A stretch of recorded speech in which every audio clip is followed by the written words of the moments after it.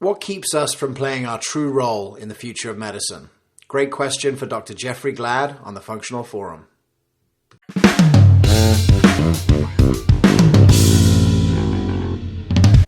What's keeping us from doing it, right? There's a lot of fear. I do consulting for physicians, I teach business courses, and there are a list of fears. They are all very legitimate fears, right? We fear failing financially. We fear getting in trouble, meaningful use, ICD-10, CPT codes, HIPAA. All this regulation is designed to keep you employed so that you let somebody else worry about it. I have a hard time taking cash from patients, right? I have a hard time having that conversation. I'm scared of asking patients for money. And I'm afraid my community just isn't going to get it. Dictated by outside forces, and I'm afraid of work dominating my life where I can't have balance. Okay? Again, these fears are natural. We're all high achievers. The reason we're in this, at the place we're at is because we've done, ACE tests and been the top of the class all across the board. So failing is a really risky proposition.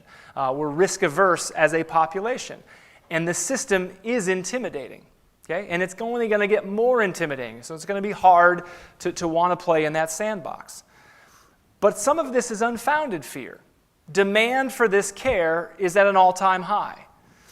And if Tom O'Brien can get 1 million people to watch this docuseries, now there's 1 million more people who are going to demand this type of care, this type of conversation.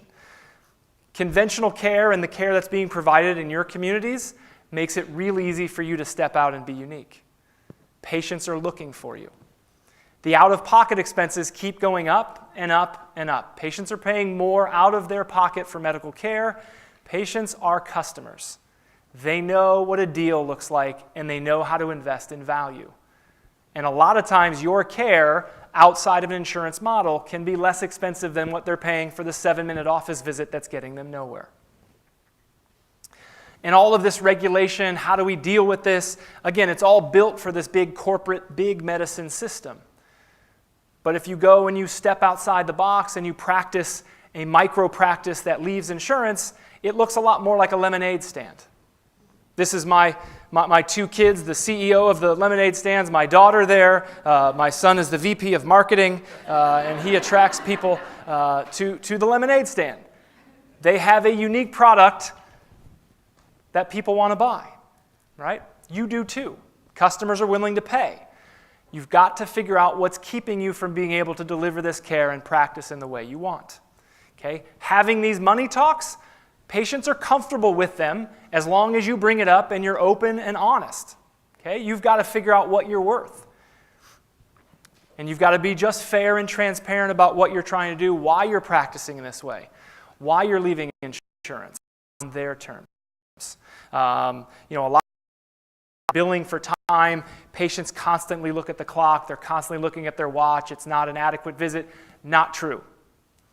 I've had that maybe once or twice in 6 years, but I've had 500 times where a patient says, I'm sorry to take up your time, but I really would like to ask you another question. I apologize, I'm wasting your time. Patients don't see it that way. This is an extremely valuable service that patients are desiring.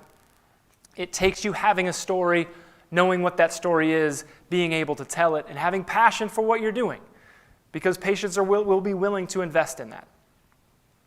Now, will your community get it? I don't know your community, but I can tell you about mine, all right? Men's Health did a survey several years ago on Is Your City Stupid? And Fort Wayne was number 1 or dead last, rated as the stupidest city in the country.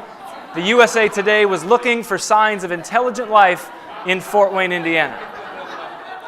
So if you don't think your community will get it, we've done it for 6 years. We started in the middle of a recession, and we're only getting stronger.